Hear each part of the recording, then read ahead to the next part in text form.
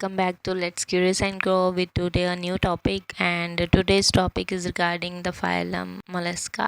आज हम करने वाले हैं general characteristics of Mollusca. Phylum Mollusca है बेसिकली जो मेंटल कुछ ज़्यादा नहीं है। It is a fleshy fold of skin which is known as pallial layer. जो मेंटल और बॉडी पार्ट्स का स्पेस है उसको हम पेलियल कैविटी का नाम दे देते हैं या मेंटल बोल देते हैं। फुट्स जो होते हैं बेसिकली वेंट्रल पोर्शन में प्रेजेंट होते हैं, थिक होते हैं, मस्कुलर होते हैं और इनका मेन रोल जो है वो लोकोमोशन में होता है। पर कुछ एक केसेस में ये मॉडिफाइड होते हैं, स्विमिंग भी कर लेते हैं, क्रीपिंग को रेंगने में हेल्प करते हैं और बरोइंग में भी हेल्प करते हैं। रेस्पिरेटरी ऑर्गन्स की अगर हम बात करें तो दीज आर गिल्स इनमें प्रेजेंट होते हैं और यहाँ पे गिल्स का नाम टेनेडिया दिया गया है। टेनेडिया बेसिकली रेस्पिरेशन का काम करते हैं और ये जो टेनेडियाज होते हैं मींस गिल्स होते हैं, ये एक से लेके बहुत सारे पेयर्स में प्रेजेंट हो सकते हैं। Either these are in 1 pair, in 2 pairs, 4 pairs और मोर।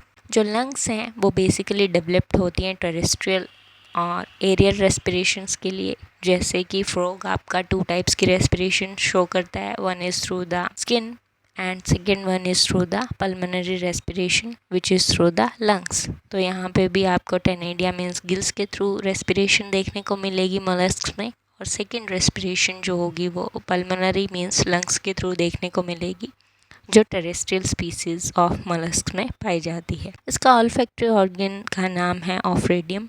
बेसिकली ये प्रेजेंट रहता है। This is the diagrammatic representation of gills में radula layer is present. Radula is basically these are the teeth like structures which you see in the diagram. Spines are there, इनको हम radula बोल देते हैं और ये स्केलेटल रोड और attaching membrane filament के साथ प्रेजेंट होती हैं।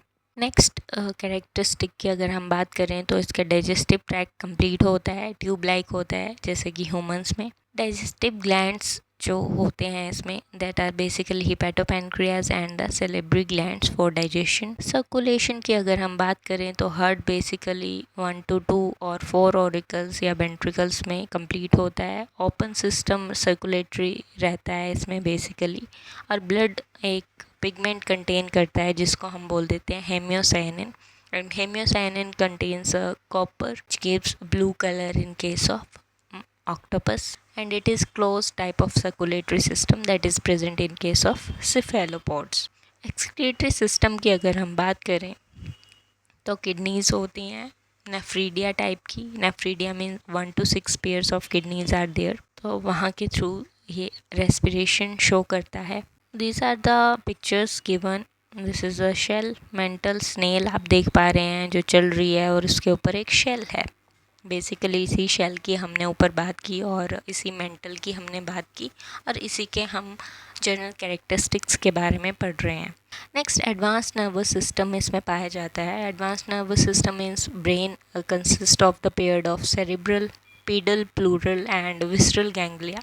विसरल गैंग्लिया जो होता है बेसिकली कनेक्टिव्स, न्यूरॉन कनेक्टिविटीज़ बनाता है जो इसको ब्रेन सिग्नल्स भेजने में हेल्प करते हैं। नेक्स्ट सेंसरी ऑर्गन्स में बेसिकली आइज़ प्रेजेंट होती हैं। आइज़ बेसिकली सिंपल होती हैं, कैमरा का काम करती हैं।